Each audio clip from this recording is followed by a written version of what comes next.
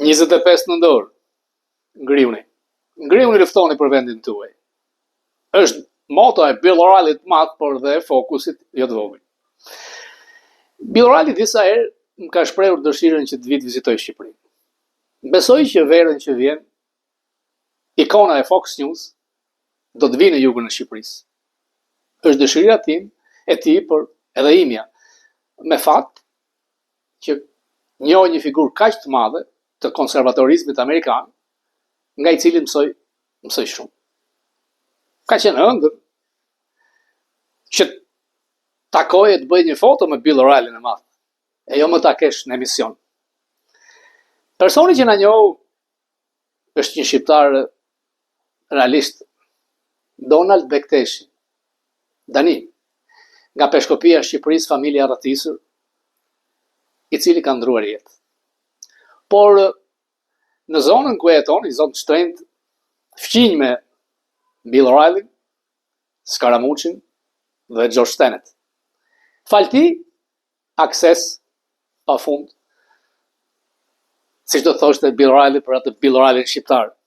Kënaqësi më të madhe s'ka. I është vënë një emër rruga Vëllezrit Bekteshi. 2 shqiptarë të mëdhenj, shqiptar amerikan, që kanë kontribuar aq shumë për çështjen tonë. Që e flisin aq bukur shqipen, që ndihmonin aq shumë shqiptar, dhe që të bënin të ndiheshe sikur ishe në një pjesë Shqipërie tek restoranti tyre ku kishin ardhur shumë emra të mëdhenj të djathtës amerikane. Preu në paqe Donald Bektesh. Natyrisht që shqiptarët që kanë qenë të përndjekur, të persekutuar, kanë parë nga Amerika me një shpresë të madhe. Por për të mos u zhgënjyer si u zhgënjyen hungarezët në 56-ën, më vjen dot turp kur dikush që ka punuar 30 vjet dhe s'ka dhënë dorëheqje nga seksioni shqip kërkon që Berisha të largohet. E para punës do të jesh në një nivel ti kërkosh dikujt diçka.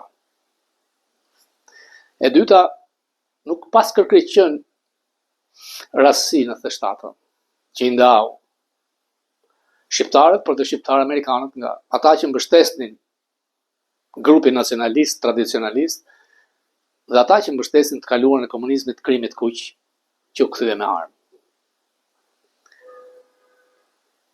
Unë jam modest në emisionin tim. Çdo gjë e bazoj mbi fakte, natyrisht i përkas bot kuptimit të djathtës historike, tradicionaliste, nacionaliste, dhe nga aksesi i madh, falenderoj Departamentin Amerikan të Shtetit, si media e atashuar të media e huaj, që mbasë ndonjëherë dhe i bezdis, por më përgjigjen dhe më ftojnë në konferencat e shtypit që ata organizojnë thuajse çdo ditë. Berisha më habit me erudicionin e tij. Shpesh di gjëra më shpejt dhe më shumë për Amerikën se sa unë. Memoria nuk diskutohet. Unë dje isha në atë foltorin e Berishës, nuk e dija, ka kaluar 15 minuta dhe nuk ka nevojë numri njerëzve. Se më besoni që do të vinë dhe 50.000 vetë dhe 100.000 vetë kur të vi dita se po ndërtohet. Mesazhi që jep, edhe Donald Trump, në shumë mitingje dhe rally që bën, nuk ka më shumë njerëz se sa kishte Berisha mbrëm. Por Trump është i zgjuar, kamërën e vendos nga vetja dhe nga pas në podium vendos një grup 200 ose 300 amerikanë. Dhe mesazhi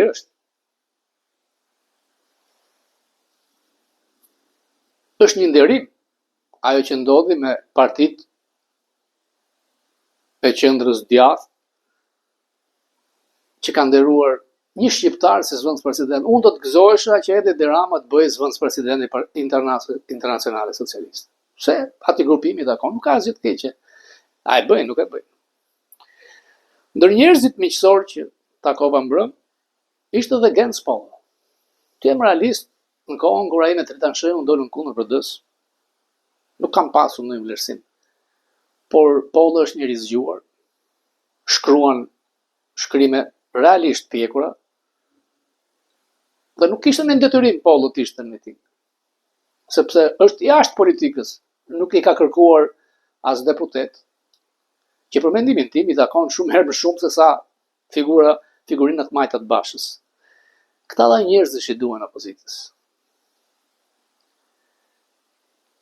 Ajo që po ndodh në betejën e thikave të helmosura, të helmatisura midis Ramës, Ballukut, ndodhi dhe me Veliajn. Pse? Rama kërkoi takim me Kamala Harrisin gjatë kohës që ishte kandidate. E injoroi. Erion Veliaj, Kamala Harris të takoi. Kjo çmendi Ramën. Ndrikulli ishte vajza e Shorosit, Alexa, për të dy. Mbase Billi dhe Hillary për Ramën. Por edhe Biden i 4 vjet nuk e priti Edwin Ramën. Ardha e Adams, i cili vajti në Vlorë, mund të joshur me toka korrupsioni, por thonë që i ka ndërguar Veliajn atje. Balluku politikisht është ekzekutuar nga Washingtoni. Përse Dumani veproi tani, nuk mund të spekuloj. Por kur Rama nuk ka qenë në festën e 4 korrikut pavarësisë amerikane, nuk e ftuan tek anija ushtarake amerikane, kur nuk ka uruar për 4 korrikut, kur përfaqësuesja e Trumpit në Iran nuk e takon, kur vjen një dërguar i lartë i departamentit nuk e takojnë, ku askush nuk e pret. Jo vetëm që Biden and Company nuk e pritën, dhe me ato që dalin për ditë, e kupton se qëndrimi amerikan është për të çliruar këtë sistem, me vot nuk zhbllokohet, por në graskën e korrupsionit do të bjerë ajo kështjellë rëre e Edwinit. Ai mund të kërkoj garanci, siç i ka dhënë Marcos dikur në Filipina. Por në qoftë se do të jetë kokfort, unë mendoj, mbase mund të ma merrni edhe për spekulim, por kam të drejtë, si Noriega, sepse Washington Examiner e ka thënë këtë. Dhe kur nuk kanë kursyer kryeministrin e një vendi shumë më të zhvilluar se ne, Kroacia, nuk besoj se do të falin askënd. Janë miliona e miliona dollar të vjedhur. Ne nuk jemi demokraci përfaqësuese. Partitë e mëdha mund të bëjnë një marrëveshje për të patur një sistem bipolar për të mos mbajtur peng njëri tjetrin. Të korruptuarit duhet ndëshkuar. Nuk ka arsye pse jo. Dhe në qoftë se organet ligjzbatuese, inteligjenca ka informacione shumë të mëdha, strategjia e SPAK-ut do të vazhdojë si mbas instruktorëve amerikanë, nga FBI, nga Departamenti i Drejtësisë, dhe dje mësuat lajmi që Secret Service po trajnon ata që sigurojnë prokurorët, pra ka pasur kërcënime. Kjo nuk është një betejë e lehtë. Shqipëria ndodhet në një cejtnot. Krijimi kontrollon organet më të larta të qeverisë. Dalin në përpërgjime dhe mos më keq kuptoni, nga e Majta ka njerëz që unë respektoj. Shkëlqim Cami, Bashkim Zeneli, Maqe Lakrori, Marko Bella që ka ndruar jetë. Njerëz të paq, të zgjuar që donin Shqipërinë. Edhe Majko. I largoi të gjithë. Namik Dokle, janë nga vlerat asaj partie, Servet Plumbi, por që ka ta ndisësh vazhduesen e partisë të Enver Hoxhës në një nivel mediokër deputetësh, më vjen keq. Sa fundit edhe një parti e majtë është pasuri kombëtare për këtë kohë pluralizëm. Ajo që mua më shqetëson shumë është se kjo parti kam frikë që nuk pranon krimin komunist, ndërkohë që po dënohet nga Trump i madh, dhe nuk thonë fal për atë krim të kuq. Sot kam dashur të fotografoj tek Vil Pallati i Sheut, ku është një statujë e Leninit dhe Stalinit.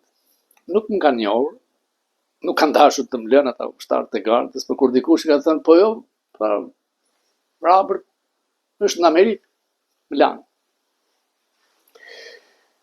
Fotografova dhe pse duhet të jetë statuja e Leninit dhe Stalinit. Nuk më shqetëson kjo, se mund ta përdorë si muzeum. Shqetësimi është që këta nuk i pas kanë prishur. Këta e kanë zemër Stalinin dhe Leninin. Enverin gjithashtu. Fundit vazhduesi i asaj partie janë. Dhe një foto e publikuar sot Rama i shtrirë si dikush që çdo gjë mund të jetë për kryeministrin në avion privat, vjen nga Katari. Ka 4 muaj që brethne për botë. Por në Amerika s'kush se pret. Privatisht mund të vit, se çdo vit vjen. Por do të shikoj që nuk është aq e lehtë. Ka imunitet si kryeministër. Dosja e McGonigal është hapur përsëri për hetime. Nuk është mbyllur ajo e fotos me Obamën, ja kam thënë. Dhe kjo e sinalos shton akuzat potenciale për largimin e tij. Unë kam besim se opozita do të vi duke u rritur. Sepse janë 550.000 vota. Natyrisht i kuptoj ata që kanë dikën punë, kanë dhe frikë. Dhe kjo është më e keqja, mbas 30 vitesh ende të sundoj frika e pa kuptimit. Nga te oqeanit, shqiptarët kanë pritur shumë gjithmonë. Dhe kanë të drejtë, sepse është vend frymëzues për lirit, sepse ai vend, Amerika, mbi të gjitha lirin ka gjën më të madhe. Dhe aty të rinjt shqiptar kanë arritur majat. Nuk ka miq, ka aftësi. I ke arkitekt, inxhinier kompjutrash, elektricist, avokat, mjek, dentist, thuaj se kudo. Por në qoftë se do të ktheheshin në Shqipëri, nuk do t'i lejoni. Një qeveri që i janë larguar 10 milion vet, e ka humbur çdo të drejtë të mbrojë sukseset e saj. Miliona e miliona dollar të vjedhura. Duken nga kronika, rrugët e prishura, tuneli i rrezikshëm llogara dhe fjalori si dikur te kasetat e Fokusit me Hoxhën dhe ignorantët që e shoqëronin. Historia përsëritet. Është çasti që shqiptarët vendosin midis të drejtës kundër të keqes, që t'jemi edhe ne që jetojmë jashtë krenar për vendin tonë. Nuk ka më pse të drejtohet nga një parti socialiste. Socializmi ka dështuar kudo. Patën kohë, shumë, nuk kanë bërë thuajse asgjë. Privati po. Por pastrimet e dollarëve në mënyrë të frikshme kanë frenuar atë bumin real që shqiptarët të jetojnë me dinjitet në vendin e tyre, aty ku meritojnë të jenë. Unë jo besoj, po e di që ka shqiptarë të ndershëm. Më shumë herë më shumë nga vjedhësit e ati që unë them Alibaba, globali, i smuri i Europës juglindore, i cili e ndjen, fondi po vjen. Unë ju falenderoj.